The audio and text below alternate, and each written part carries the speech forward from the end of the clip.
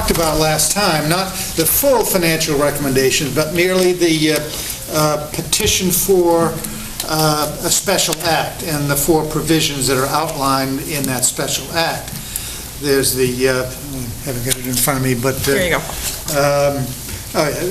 Dissolve a link between term of borrowing and term of betterment, adopting a fixed annual payment schedule, allowing Falmouth to equally divide a sewer assessment on both tax bills, and finally set the betterment assessment interest rate at 2.5%. Now that would be a proposal to the Board of Selectmen for inclusion in the November town meeting warrant, for town meeting to vote to petition for this special act. And then that would be filed by our legislative delegate representative for action, I presume and hope, early in the next calendar year. I think we'll do it that fast. Don't they file bills right after January 1st? Yeah, and then just take them up by May or June. So the proposal before you is to vote to make that interim recommendation, not part of our full package of recommendation, but the warrant closes, I'm told, I believe, September 3rd. So we need to have this in advance of that. So I'd ask that we just vote it, and I'll submit it to the town manager for a request to include in the selectmen's development of the town meeting warrant. I have one point of information on this. We can have as much discussion on this as is needed. It's very important that the committee fully understand what's being submitted, and that it will emerge in the form of an article in the warrant for wider town discussion. Steve, go ahead. Yeah, I just want to clarify, Peter. We originally were tasked and started with this comprehensive plan for the south coastal estuaries, if you will.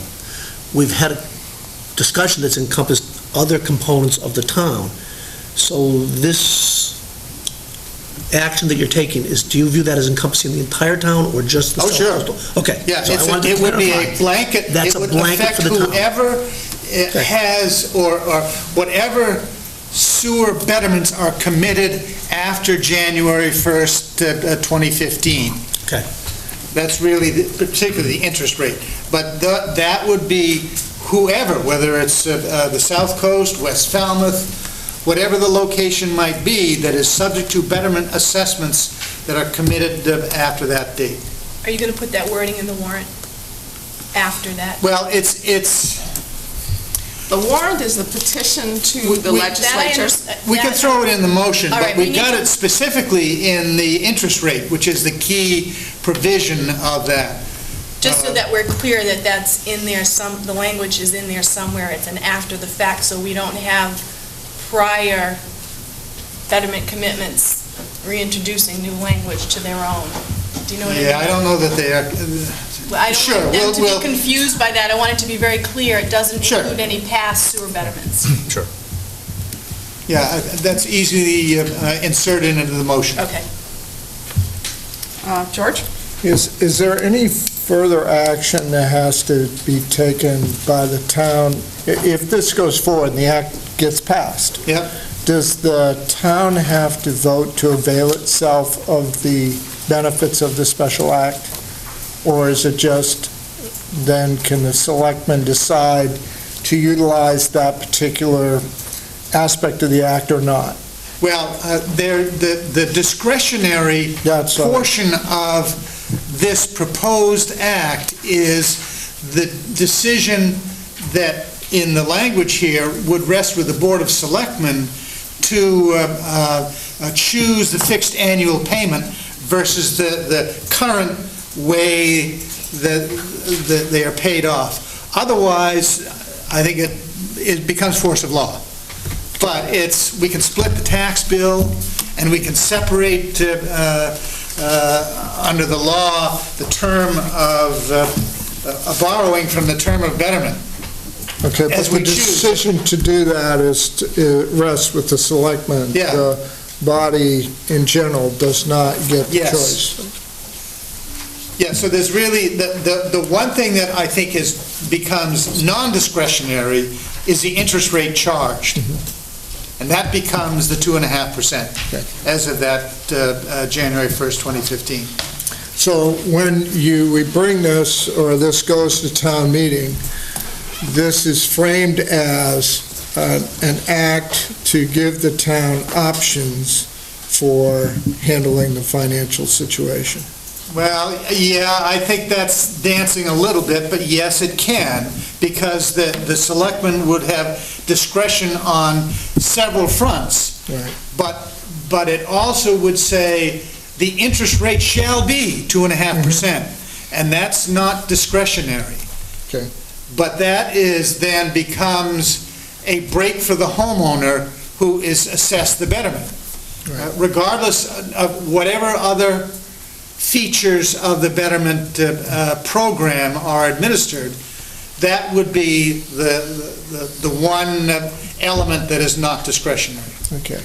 I just always think of the things relative to finances and paying for something that the public sort of always likes to preserve their options.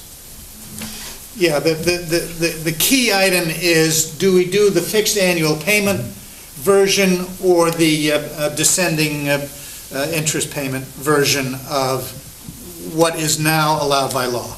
Okay. Doug, and then Jerry, and then Eric. And if at the time when the betterment is assessed to the homeowner, would they have the option to pay the whole thing and avoid it? Oh, sure. Yes. That's available in current law.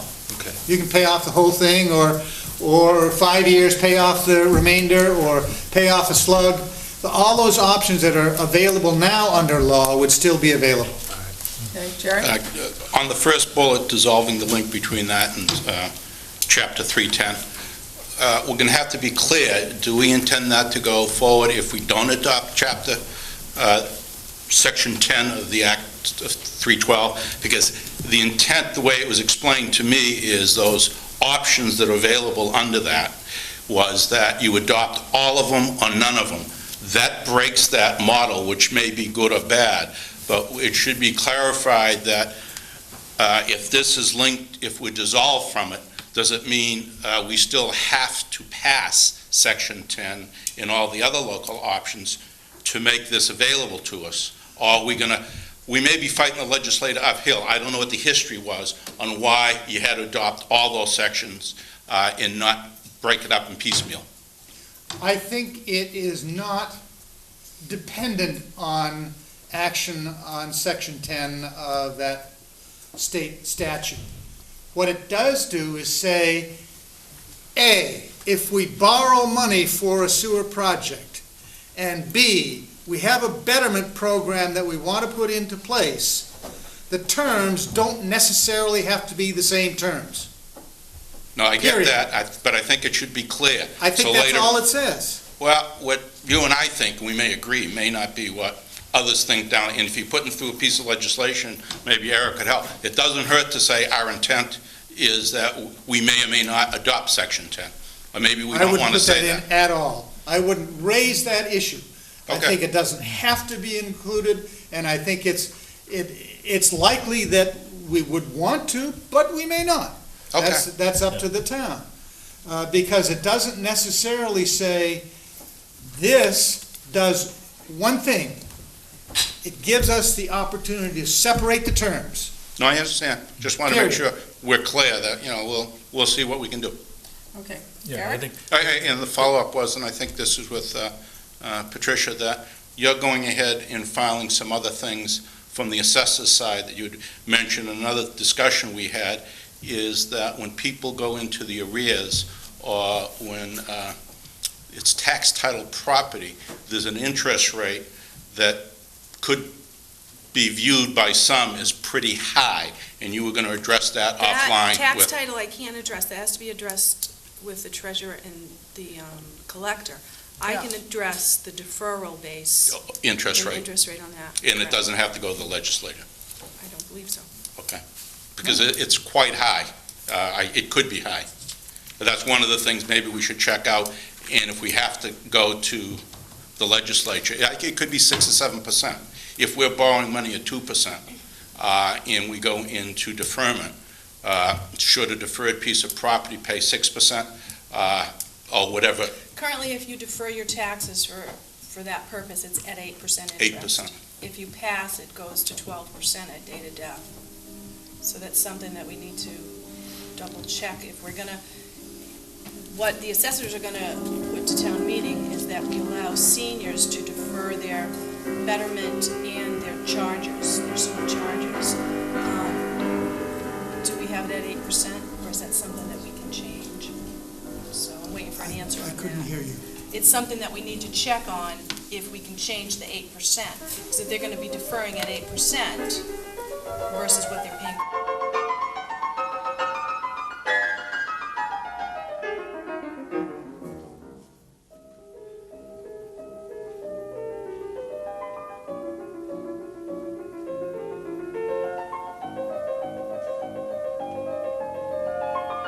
I told Jerry I would check into that.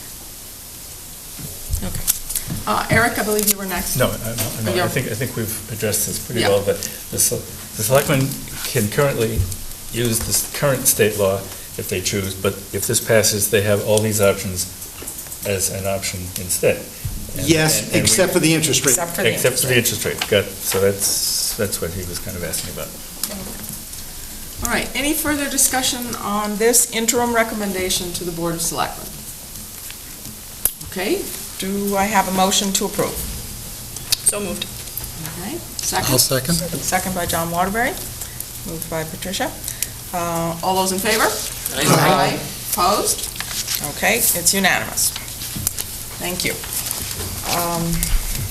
All right, we're now going to move on to item 3, discuss Stearns and Wheeler technical memo number 6, which is the Seacoast Shores various treatment options, and then we also had a peer review comment by the Connecticut firm of Fuss and O'Neill. Nate, do you have a scenario, or I'm sorry, a brief summary on the technical memo, or shall we just start with questions? I don't have any slides. No, okay, all right. Then I'm going to open it up to the committee for questions. First on the Stearns and Wheeler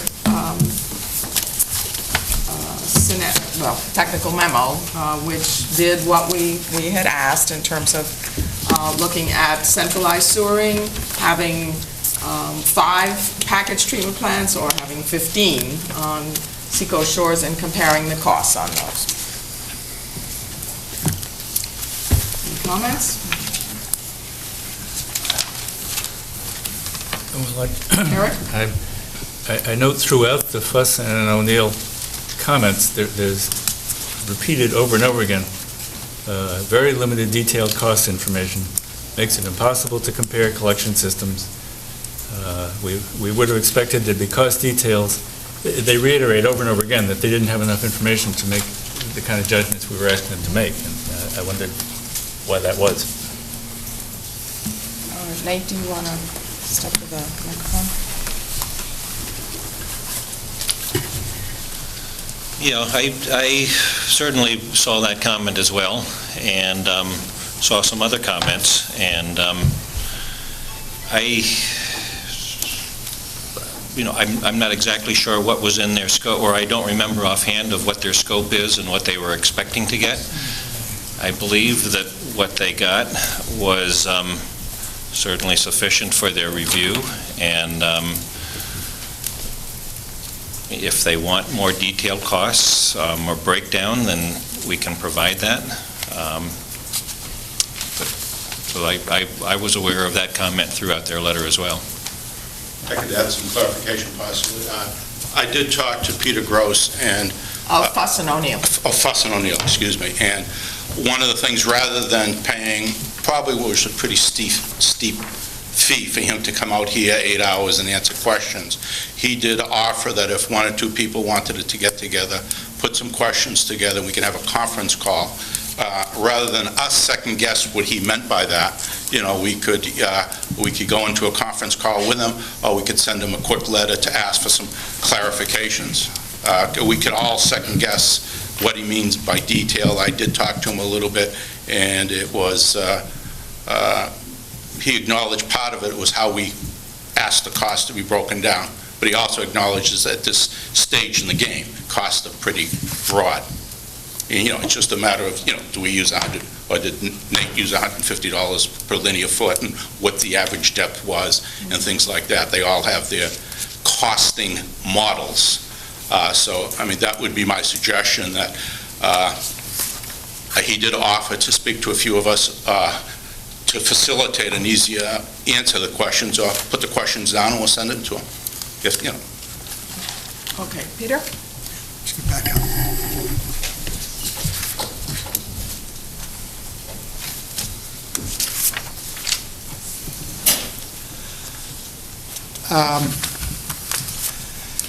Are you satisfied with the overall judgments that the peer reviewer offered, and do they seem to you to be fair?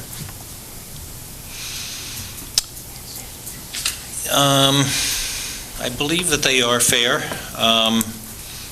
I think that he brings up a couple of good issues, which I think are good comments. One has to do with possibly providing an allowance for land purchase for pump stations as part of more of a gravity collection system scenario. I think that one's good. We didn't get to that level of evaluation in looking at collection systems through there.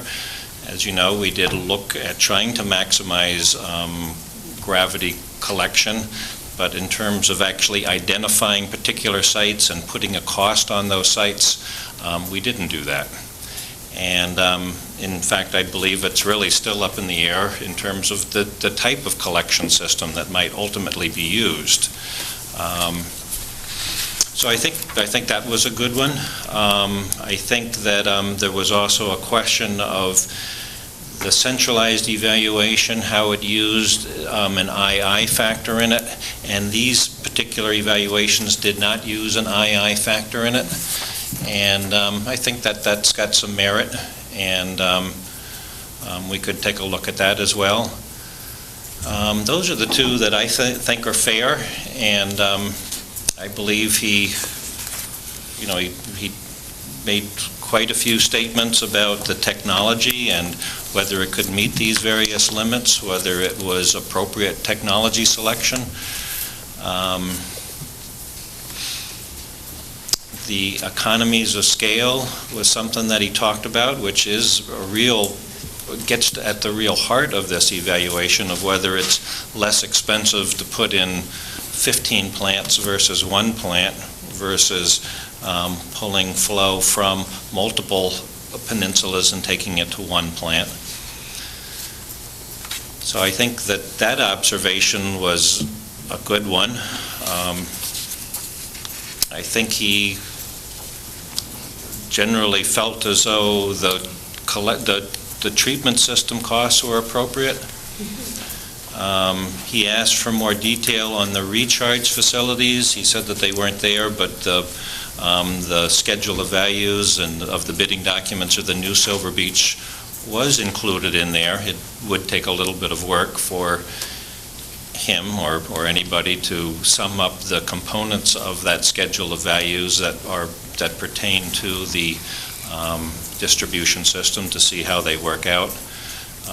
That's something that we didn't provide to him, but it was in there as a schedule of values. That's a further clarification that could be provided to him.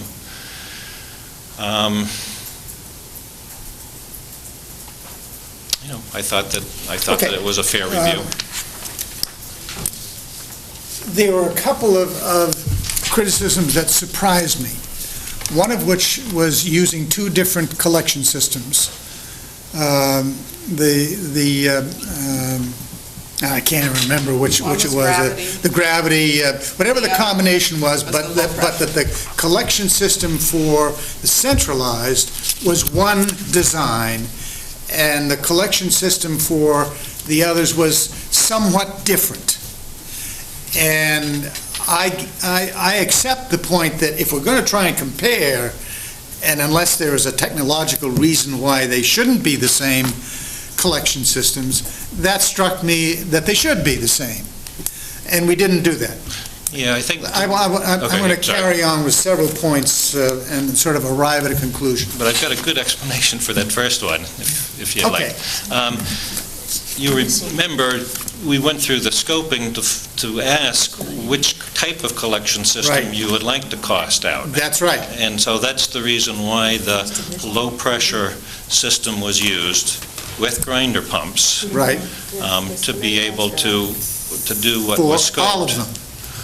And then we compared it to the centralized, which was developed based on the approach of maximizing gravity. So we used the centralized scenario, which was divided up according to flow.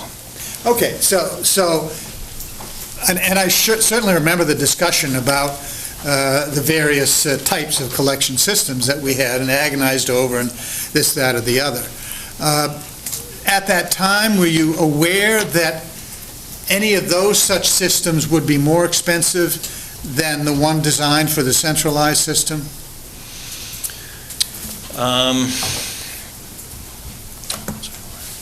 Well, I knew that in terms of design, nothing has been designed. I understand that. And there was planning, and the planning that was used and to develop the costs, the conceptual design was to maximize gravity.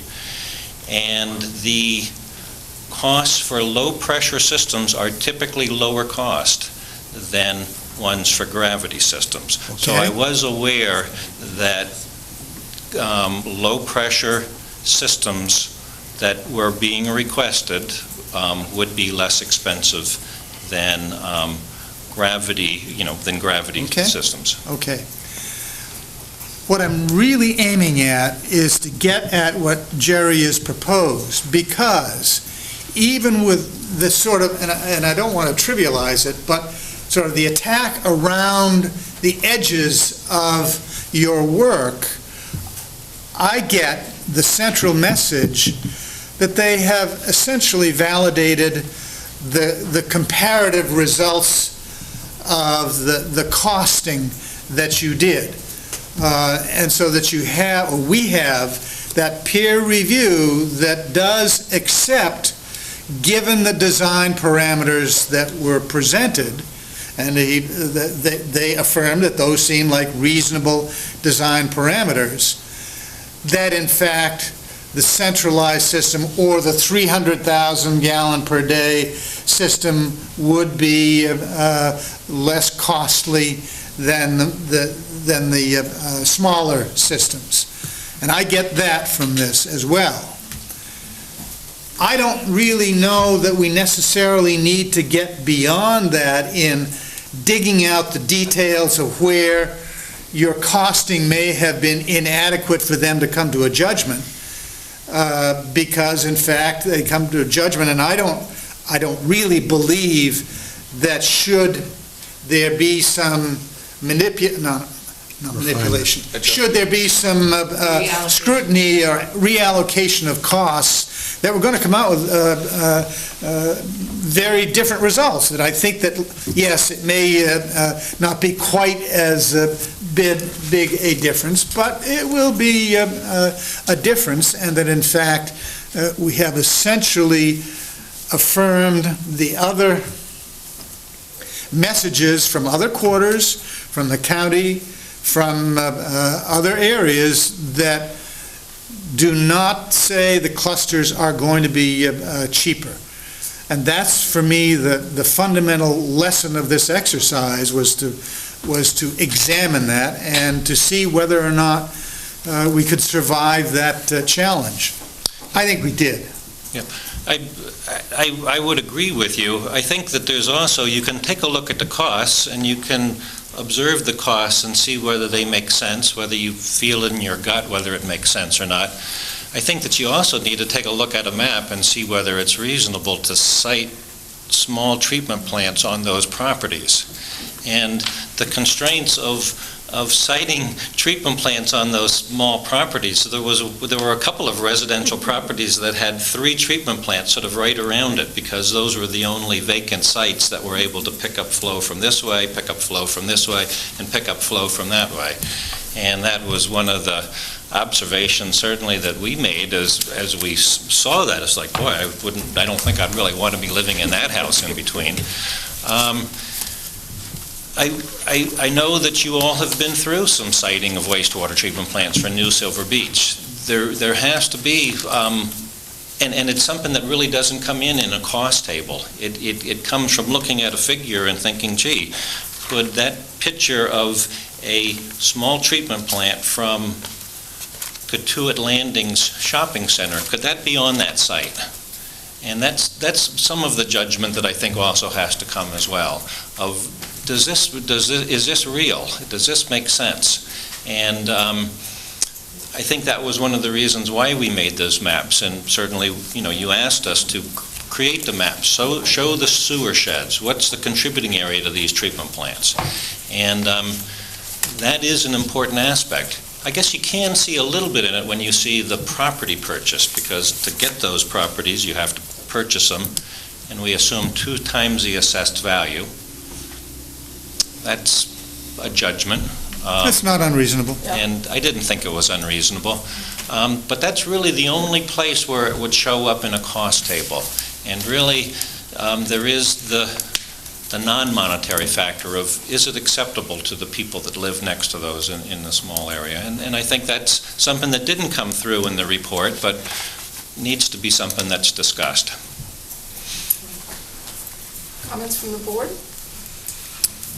Steve?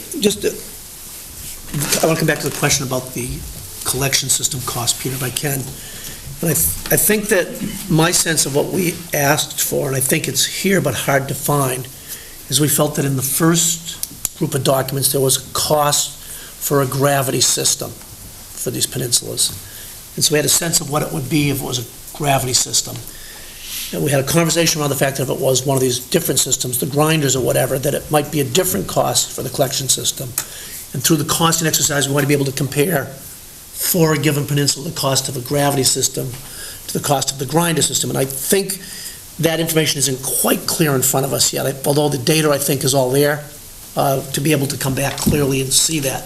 So again, help us to guide where we're going to spend our money down the road on that. So the fact that the comment by Fuss O'Neill that if one of these systems is a lower cost system, why is it distributed over the whole one, is I think a function of how the technical memorandum got put together, and the fact that the side-by-side comparison, although it's in there, it takes a little bit to get to it. Okay?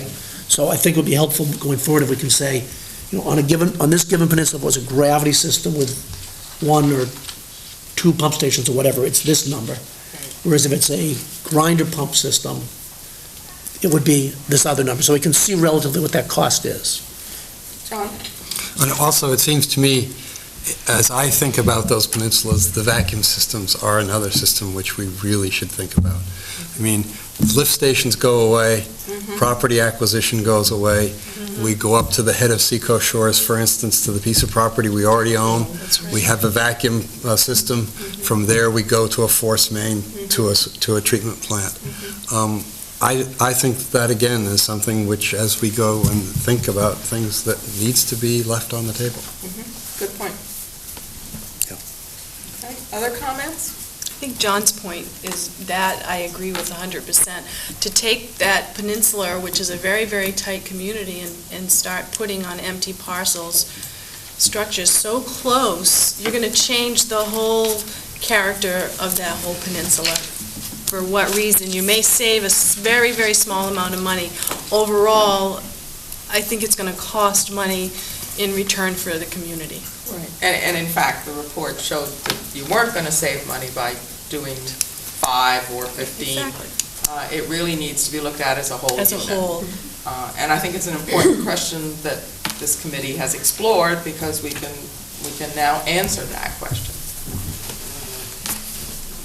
Okay. One other thing, and I think it was stated in the technical memorandum, was one of the reasons why the collection system costs for the prorated centralized part, which was based on maximizing gravity, was higher was because the collection system extends all the way up to the MMR. And then that's got a big piece of distribution that was accounted for the collection system, but that piece of distribution to the Falmouth Country Club piece got allocated to the discharge part. And I believe they do raise a valid question of really, that piece of distribution ought to be broken out to be able to do that. And I think that's a fair, that's a fair question. Yeah. Because it's really, it's throwing more costs under the collection system for the prorated centralized piece than it really deserves, and it's also making the recharge component for the country club site more expensive than it really should be. Exactly. And it really probably needs to just come out as distribution of getting it from here to the recharge or the treatment site. Okay. I didn't know whether you had your hand up or you just happened to be moving your arm. Okay, fine. Just wanted to make sure. All right, other questions on this particular topic? Virginia, I guess the only question might be in front of us. Are we satisfied with Fuss and O'Neill's work, or do we need to engage them any further? Okay.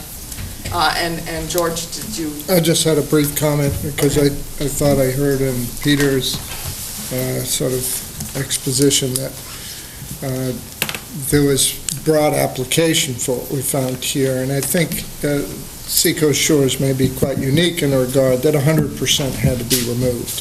So 100% having to be removed takes a lot of things off the table and decentralized. It basically says you've got to remove it off the peninsula. Yeah. And that may not have as broad of application as might be implied by what you had said.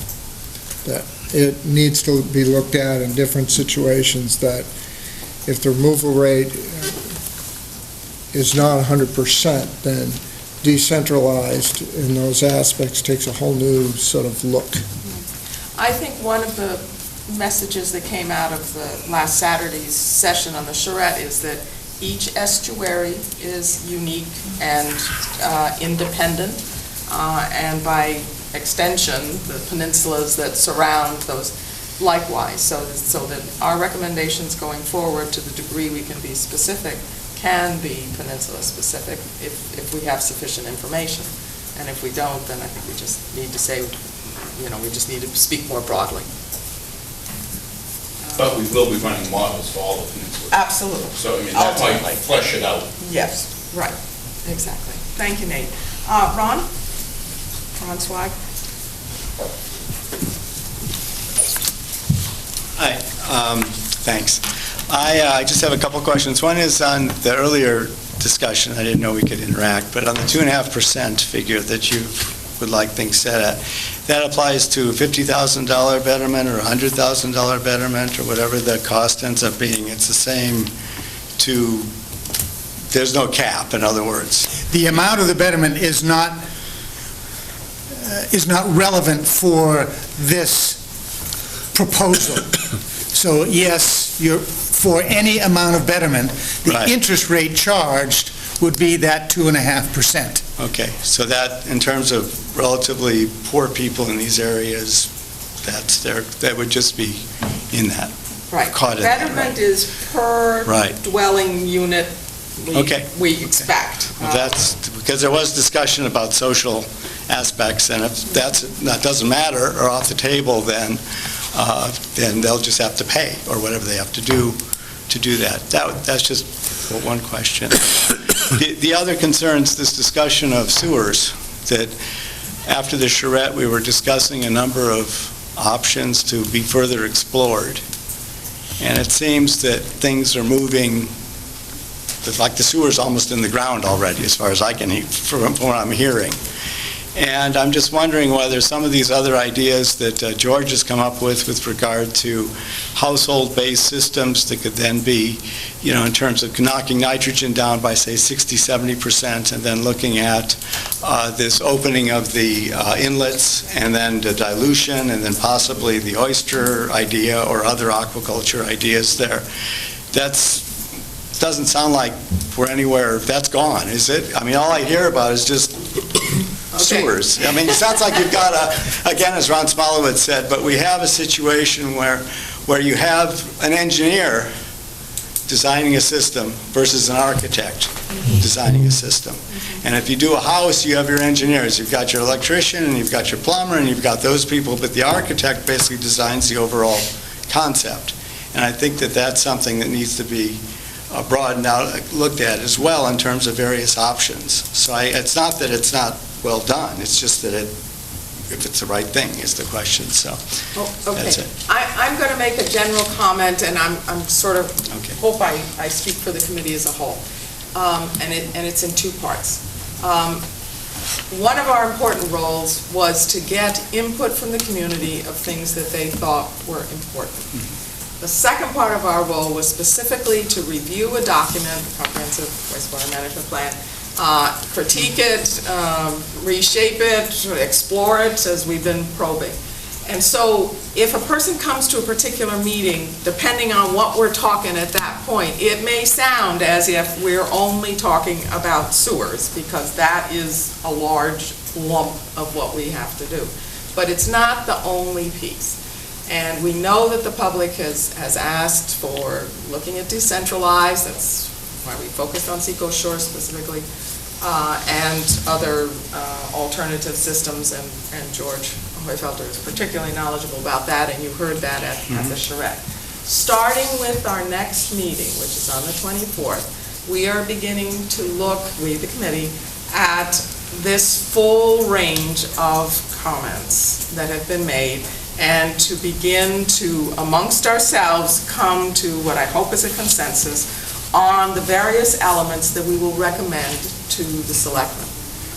I believe it will be a mixture of things. It will not be just sewers. And so that's my answer to your question.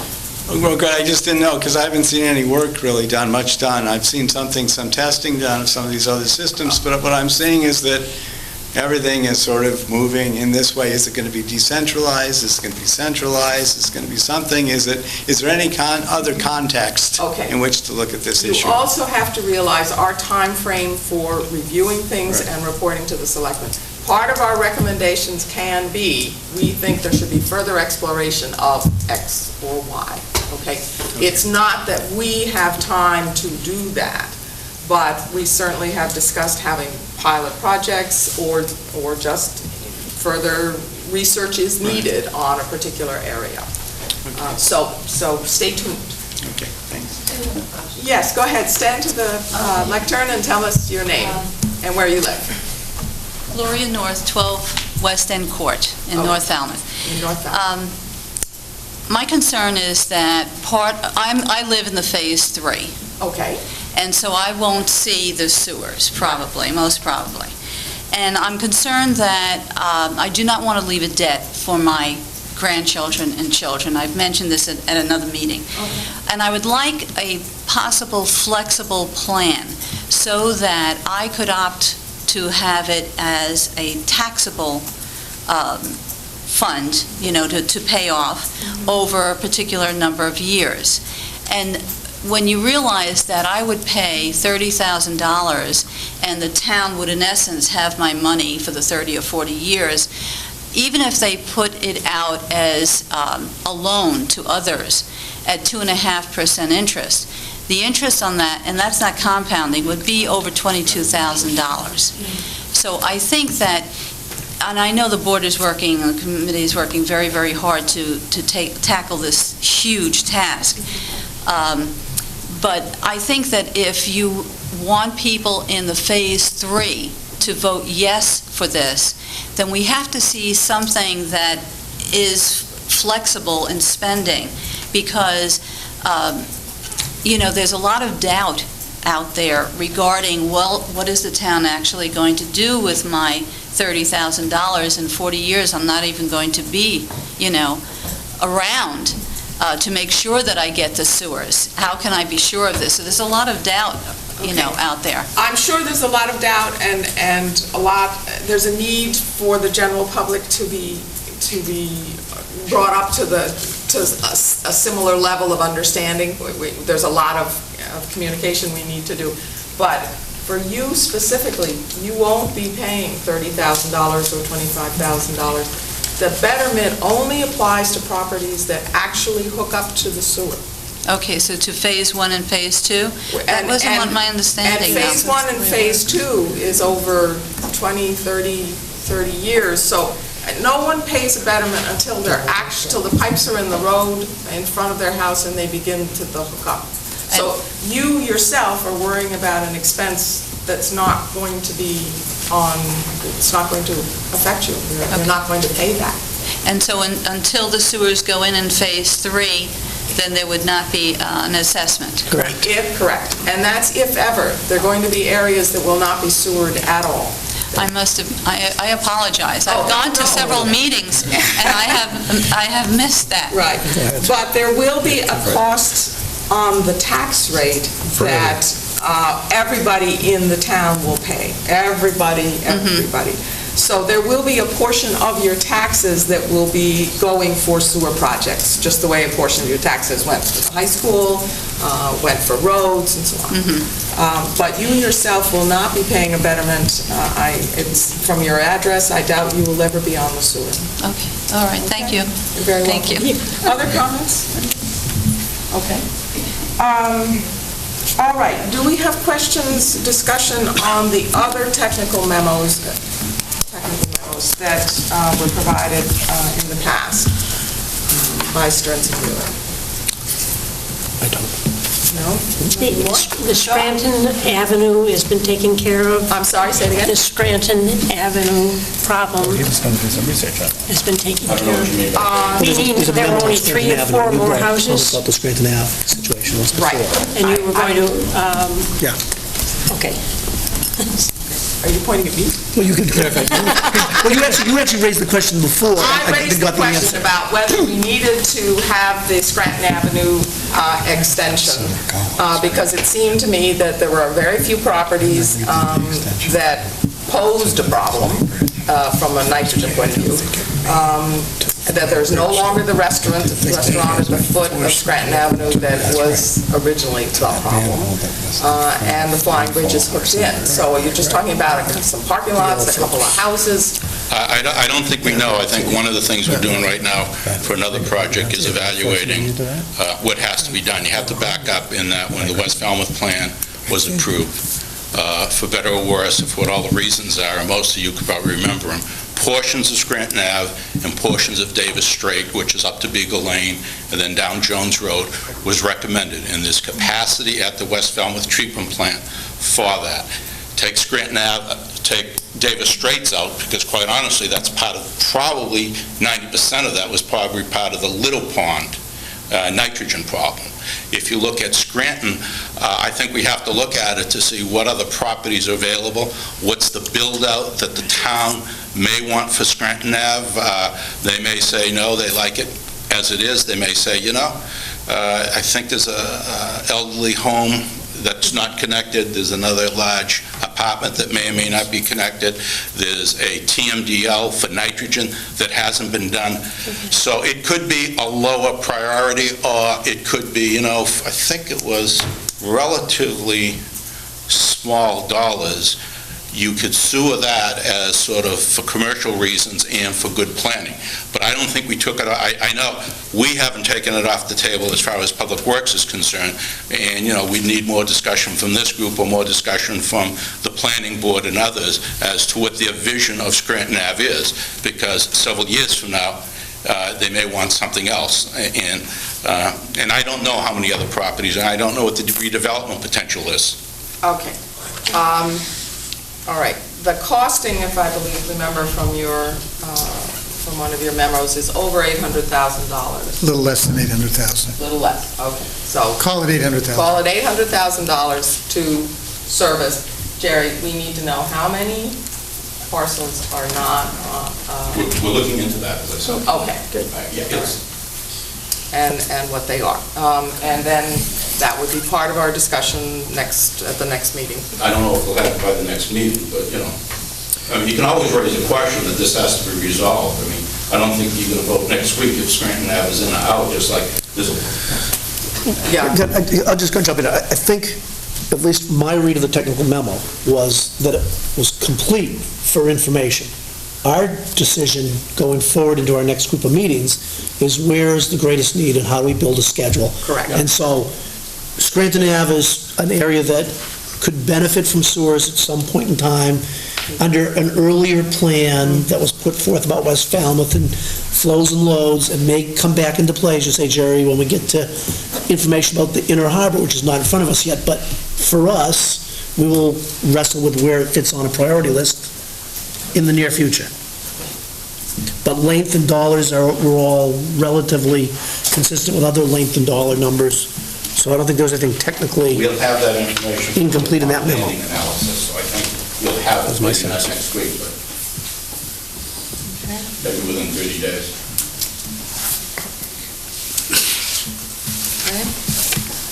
Other topics to be brought up?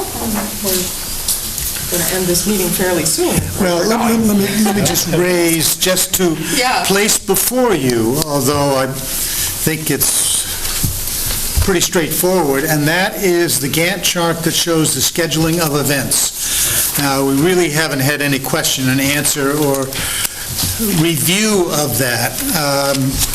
Nate did his version that was included some of the engineering features, and then I added into it a lot of the political events and milestones that needed really to be marked down as part of the program. What I'm expecting to do is to include this as another insert sheet into our fact sheet. So I'd like to give you an opportunity, if anyone has any questions about the features that are in it, or, well, I guess I'd leave it at that, if there are any. Yep. I have one. Eric and then Doug. The $15 million design, town votes in 2011. That's what I'm hoping. Is that town meeting and the voters at large? Yes. Okay, so the voters have to say, we want to do this. Remember, one of the first financial principles, everything would have to be subject to debt exclusion vote, and therefore on the ballot. Okay, I had the impression that 15 million was one of these windows of opportunity things where the rate wouldn't go up, but it still has to... Yeah, but it still has to be a ballot, it has to be excluded. Okay, so May 2011 will be the first time the voters get a... Express an opinion if we're ready to jump that fence. Okay. Or the town, let me say, if the town is ready, I think we won't really necessarily have a role in that, but if the town is ready to get into that game. That's 10 months from now. That's right. Not Yeah. very far away. So a technical question for Nate on the water recharge on the 151 well injection plan, the original plan. So I was talking with Don Walter, we had him as a guest at our FACES meeting.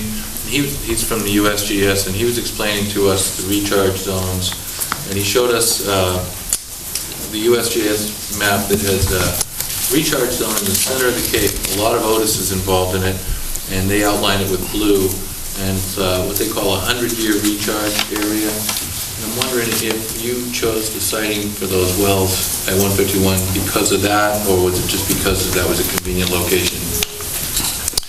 Yeah, it was a convenient location, mainly because it's got the flexibility of spreading the recharge along all of the watersheds from which the water is coming from. So it has the ability of recharging all of those different watersheds. It's also, it's a big corridor, and it doesn't have quite this, well, certainly doesn't have the same kind of difficulties of siting that you would have if you were looking on a property-by-property basis. It is one long property, which is a state road layout and would have some complications unto itself as well. But it is one property. It has the ability of siting individual wells to be able to spread it out over the whole recharge area. Now, as he explained it to us, if we were able to access some of that 100-year recharge area and put a well down to 200 or so feet near bedrock, then that water would likely travel all the way under all the water tables, avoid all the estuaries, and directly discharge out into the ocean. Are you familiar with that concept? Yeah, I am familiar with that concept, and it's something that can be explored with additional groundwater modeling. A lot depends on whether there's what are called aquatards, low permeability area, which would prevent that water from coming back up. The modeling that USGS has done indicates that water from quite deep does come up and moves through ponds and then will plunge back down again. He wasn't saying it was a guarantee, but it's just that it could work out. I don't know if that's part of the thinking here. It wasn't part of the thinking. And the particle tracking analysis that was done for that particular scenario that was written up in Technical Memorandum Number 2 showed where those particles would be surfacing for that string of wells along there. And there was particle tracking analysis for all of the recharge scenarios that we investigated as a way of determining feasibility and also getting a sense of where it would recharge.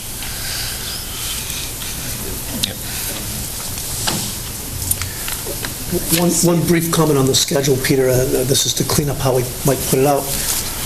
Nate, we show right now that when we get to construction that there's a $100 million block for construction. Realistically, what would you expect to be a reasonable-sized construction contract? Or do you envision one $100 million construction contract? I wouldn't. Not a chance.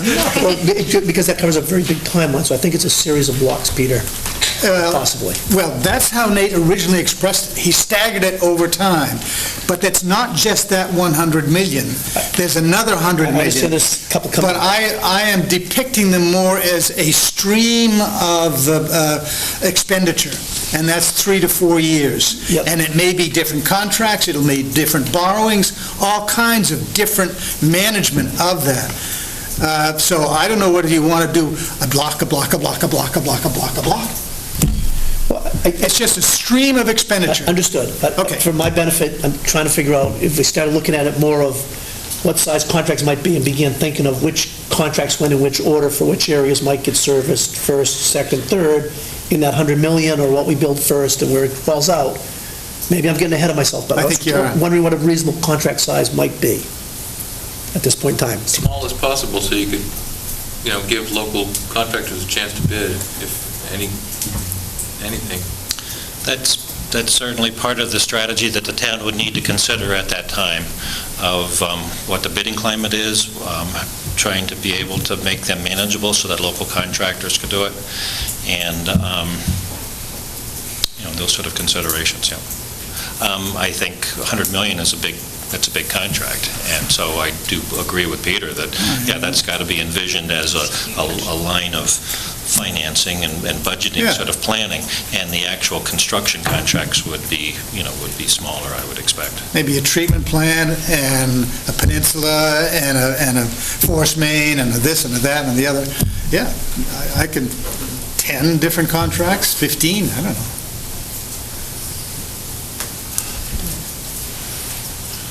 Okay. Let's just sort of get organized here.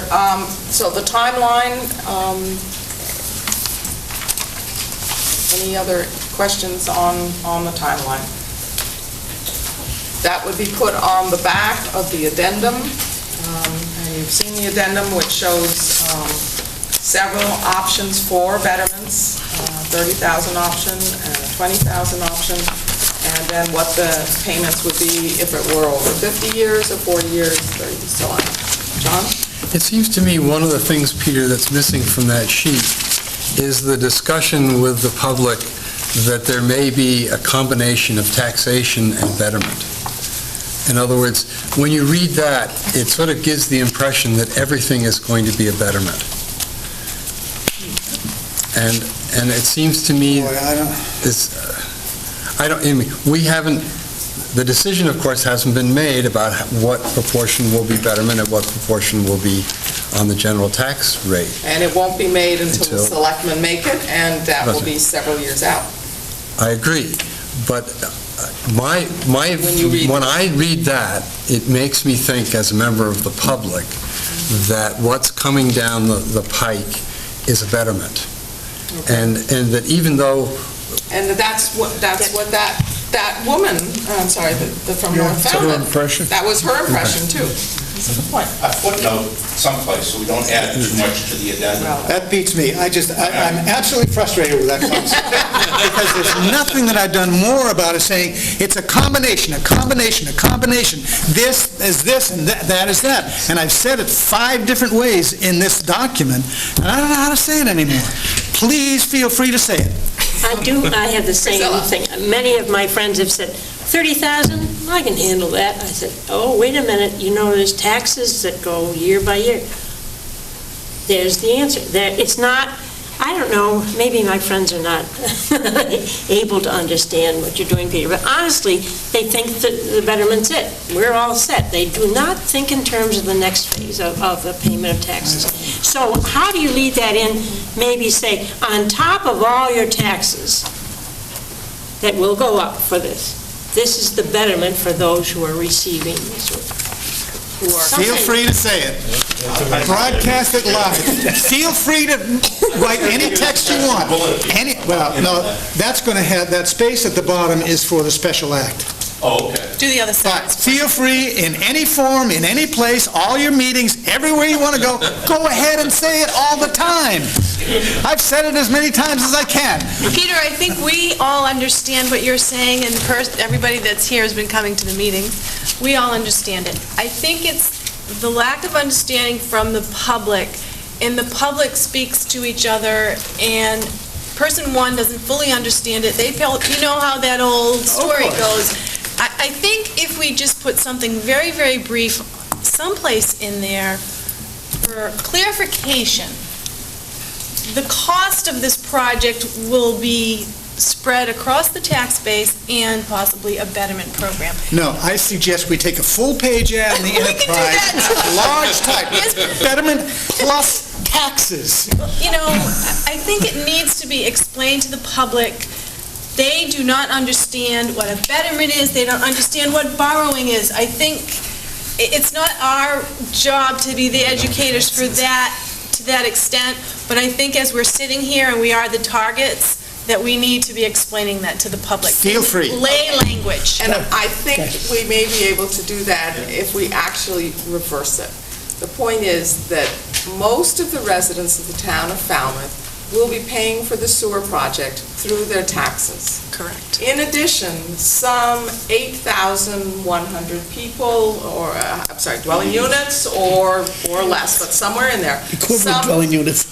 Some 8,000 dwelling units will also be paying a betterment when they actually are connected to the sewer. So we may start with only 1,000 and then ultimately, but the target area, based on our current study, is 8,000.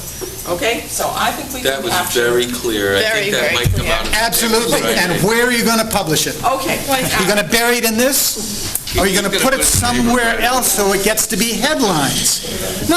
That's burying it. We've said it 5 different ways in this document already. But this is the one page that everybody's going to read. Oh, well, They won't read that. the addendum was a result of various discussions and also additional information in terms of the time schedule and so on. The intent is to insert it into the flyers. It's not something that's going to float by itself. But I think that we will use the Enterprise and we will try and make this point that the sewer project is paid largely by the taxes, but there will be some 8,000 houses that will also have a betterment. And we have been trying to find a way to minimize the costs to those homeowners that will actually be affected. Perhaps, Peter, we should make your spreadsheet available to everybody, and they can have great fun moving the numbers all Hey, it's around. right, it's on the website. I absolutely understand that people don't get it. They don't The- deal the with it on a education daily pro- basis. The education process of this huge project is hugely complex and will take us a lot of time. I don't dispute that. Adding 20 words into a document ain't going to do it. And I think it also, needs repetition and repetition and repetition, which I guess we're doing. But I guess that's the best that I can manage with this, is to... Yeah, the addendum, because it's part of the flyer, doesn't need that particular issue. I think this discussion was important, and I think we need to be conscious of that when we come to our next public meeting again, that we talk in terms of the whole picture and then the specifics. Eric, and then Trish. Yeah, I think we're premature in our concern here.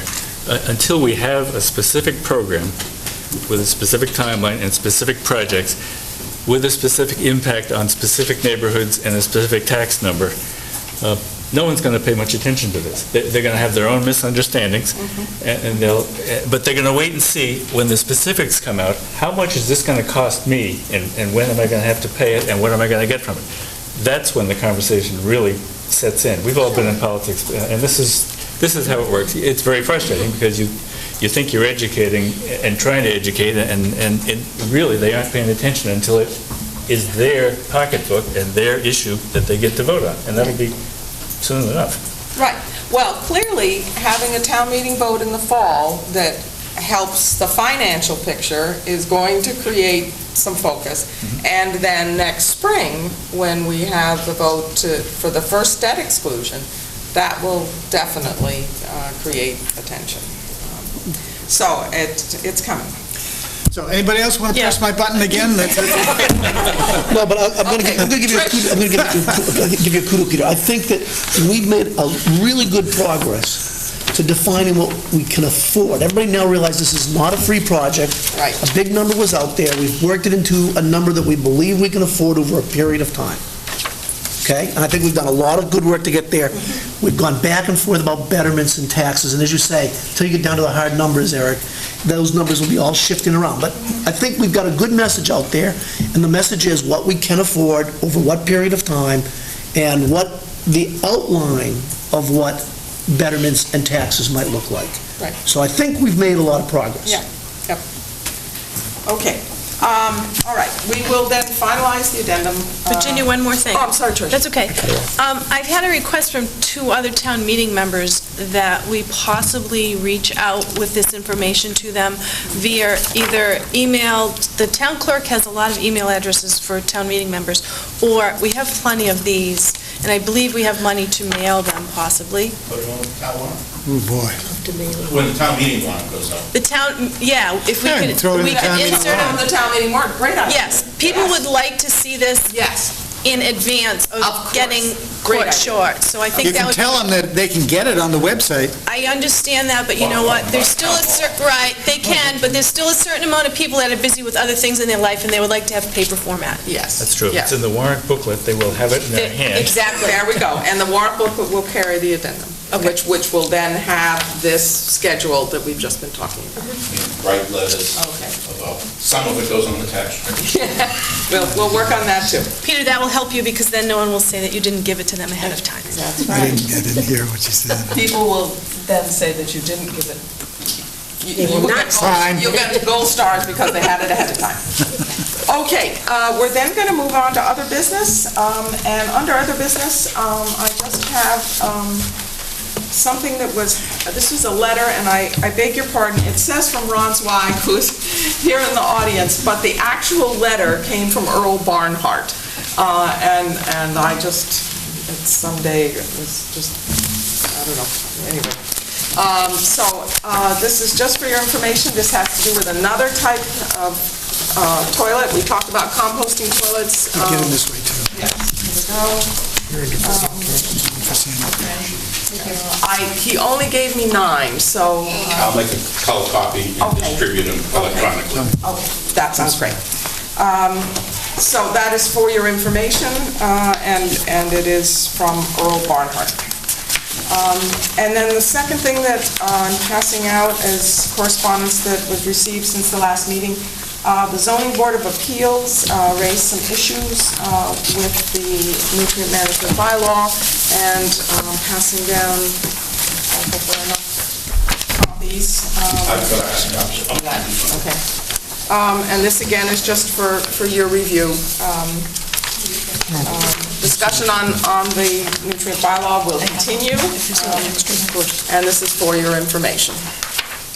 Do we have any other issues to bring up? If there's an extra one, I'll take that. Yes, step to the podium, please. No, I just want that copy. Oh, you want this copy? Okay, no problem. I have an extra. Okay. All right. Discuss August 24th agenda. Peter. Okay. Well, Virginia. I'm right here. I'm developing for you a proposed set of findings, and you will have that, and put it in the grinder, or and we'll just work through it. I thought I would do that so you had a basis for discussion. I expect there to be disagreement, but I've tried to create a package for us to work from, and that you will get with your agenda early next week. It will contain some new configurations and perhaps some new ideas in different ways, but I'm hoping that document can be the basis. And I advise the public that it will be on the web page and a link with the agenda, so people can access it that way, and should, because it will be much easier to discuss, or your comprehension will be much better if you have the document available. And then the other part that we had considered for next agenda was just to discuss the nutrient bylaw recommendations to the Board of Selectmen. It's been submitted to the Selectmen, and we had a preliminary discussion, but we would be taking a position on it. Can I ask about that? Yeah. We've gotten this response from the Board of Appeals, which seems to be unenthusiastic. Are we going to follow up on that and try to work something out before town meeting?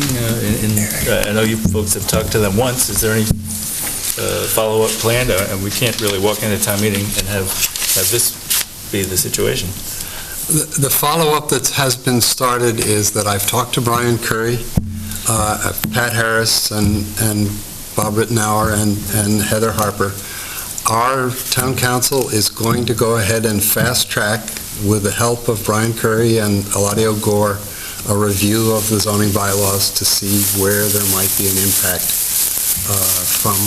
And I think it would be the intention of the Board of Health that if we take this to town meeting, that we would say we have identified these possible conflicts with the zoning bylaws, and we will be back at the Springtown meeting to attempt to clean those up.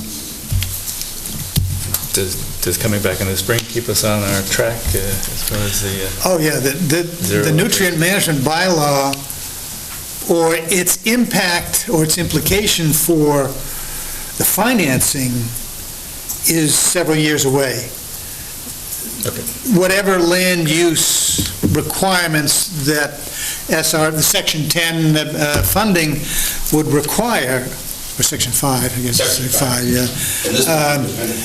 That would need to be in place prior to 2014, when we file an application for SRF zero interest loan.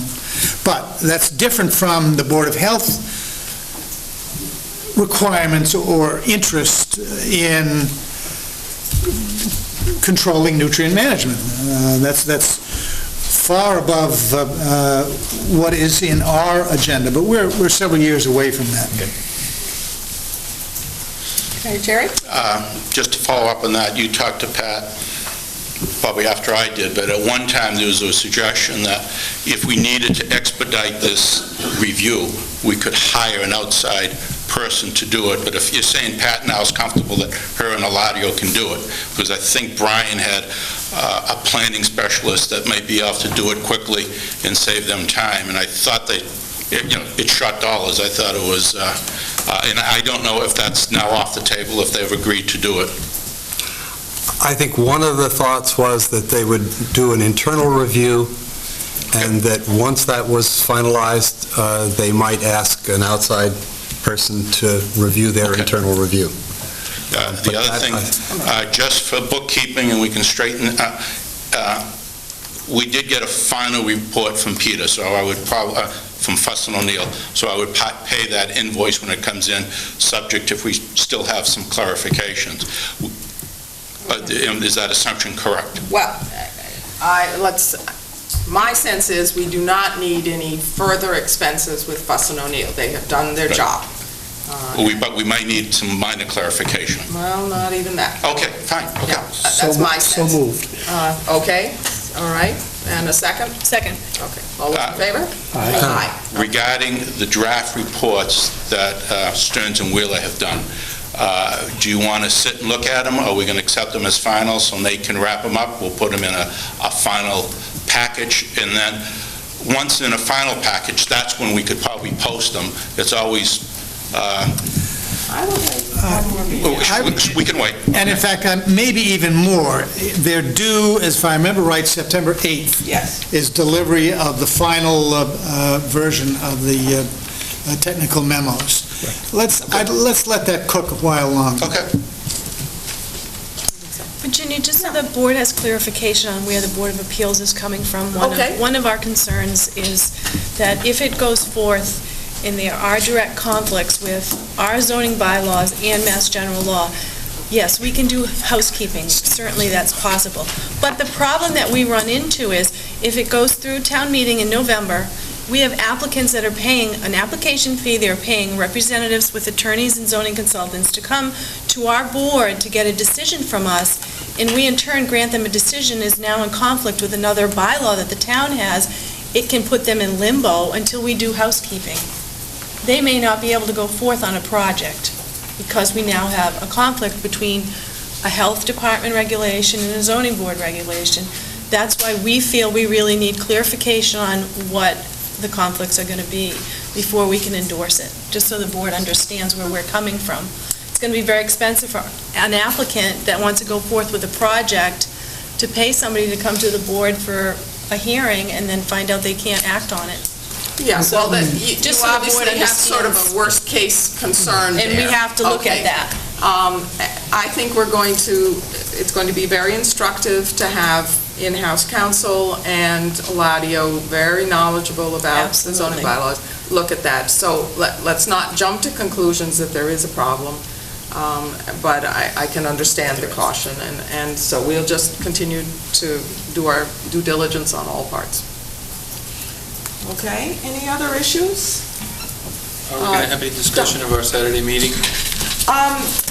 I thought two things. One was, it's not on the agenda as such, but we all agree it was a great meeting. It seems to me that it's appropriate to roll that sort of information into our discussion as we begin to discuss recommendations and findings. If you have specific questions you want to raise that would help for our discussion 2 weeks from now, I think that would be appropriate, but I don't want to get into too much of a general discussion because it wasn't on the agenda. Will we get the notes? Just that maybe for our next meeting Go ahead. on our agenda, we could discuss Brian's excitement, Brown Howe's excitement about the discharge into the Mashapaquet, how do you say that? Mashapaquet, Mashapaquet. He was yes. very motivated that Yes. we should be getting busy with that, so I think we should have that for discussion next time. Okay, it wasn't discharged into the creek, it was into that watershed. sub-watershed. Right. And so we would like to identify specifically which sub-watershed that is. And maybe that's a chore for Nate to generate a map that works off your point discharges from the northerly parcels in the context of that sub-embayment. You may already have done those percentages, I can't remember, because you had 6 or 8 or 10 different destinations for those westerly parcels. I think if we look at an old... Jerry, can you let us- Well, there's an answer that they're all in that bed. All the beds are in that watershed. What we do need, the watersheds to West Falmouth Harbor and to Packard Creek, which feeds into the harbor. There's 6 or 8 sub-watersheds. We need to have a picture of all of those. Okay? We can do that. Do that? Okay. But just a matter of clarification, because I did want to discuss that, because that was interest of me too. Yes. And Amy, who's lived through this, her recollection was, and I remember seeing it after she talked about it, that the vast majority of all our discharge beds are in the creek. So, I mean, I think there might have been some avenue of relief there, but I just don't know how much. And that's all I meant was that we can dig that out, so, there won't be too much additional work. Yeah. Steve, yeah, go up, or you can sit here. I believe from looking at the maps that Site 7, which is just to the north of our beds and might include some of our beds, goes north of West Falmouth Harbor. It does not enter the harbor. Yeah, okay. That's, Nate, we really need your help on that, and we need the map to be large enough that we can really pick these things out, where what parcels contribute to what sub-watersheds. All right, there was another hand up, I thought. Yes, Priscilla. My question has to do with the proposal of widening the opening to Bourne's Pond and the cost of making that opening permanent as Great Pond Bridges because of the nature's destroying Minot Beach as fast as it possibly can. And many of us remember when the opening was to the right and how deep it was. And so the question is, could we find out how much it would cost to make, if we're going to widen this, how much would the cost be to make it more or less permanently saying nature cannot destroy this? Oh, I don't think we can say nature cannot destroy this. I know, but you know what that's too much. But I'm beginning to say to you that even now, year by year, it's closing off all the time. And do we have some view of how, if we're going to depend on this for a 50% reduction of nitrogen coming into or out of Bourne's Pond, how do we, what is the cost of making sure that stays open for 20 or 30 years in comparison of just saying, no, it's too expensive for the maintenance and upkeep of that in comparison to, let's say, some form of sewering of those two sides? Too big a question? Too much to ask? Well, yes and no. We can pose the question, we can recommend needs further investigation. That may be what some of the original design money would be used to, would be to pursue some of these alternatives to at least a point of finding out what the permitting requirements would be, what the probable cost would be. It's not something the committee can do. All we can do is recommend the topic. Okay. No, that's fine. Okay? Thanks. But that's the sort of thing we're going to be discussing 2 weeks from now. We're going to begin to make concrete statements and then take votes and positions on them as to what we think should go forward to the selectmen, and hopefully we can even prioritize. Okay. Doug? Is that for the next meeting, you're saying? Yes. Yes. Okay, right. So a lot of the ideas that we got at the charrette and anything else that we've learned along the way, that's what we're going to begin to talk about. Go back and look at the executive summary for the CWMP issued last December. That does have cost broken out for widening both the ponds. So it was a gross analysis at the time, and it has lumped in there, I believe, engineering and... Priscilla, are you hearing? I am. I'm hearing it and trying to... I think it's ES 17 or something. Okay. Nate, did you bring it with you? Yeah. Well, we'll pay you for tonight then. Okay. Thank you. My pen ran out. Let me just find it so I can direct you to it. Yeah, in the executive summary, and it was brought from the considerations for non-wastewater alternatives, and on page executive summary 30, there's a table there that's called Phase 1 and 2 estimated cost for non-wastewater recommendations. And there are items in there for stormwater improvements, fertilizer management, pond inlet widening, and under pond inlet widening, there's modeling and environmental impact evaluation for conceptual design. And that was something that when we did this evaluation, we talked with John Ramsey, who spoke at the meeting, and he's the one that's been doing the hydrodynamic modeling. He's the one that typically looks at, well, if you open the inlet, what kind of difference is it going to make? As part of our evaluation, there was quite a bit of development of a revised nitrogen limit or sensitivity to Little Pond if they opened it up. Also. But there wasn't the same level of detailed evaluation for Bourne's Pond. And so, talking to John, John indicated that, yes, there would need to be more modeling which would develop the conceptual design for that opening.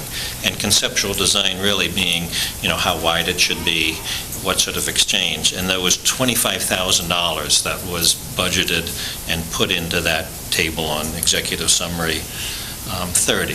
So that's the first step, would be $25,000. Hopefully, John would agree with that now.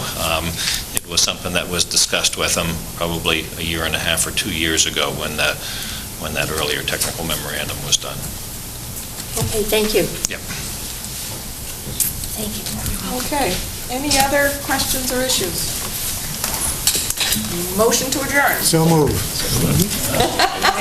Ray, you came just in time. You'll end the meeting.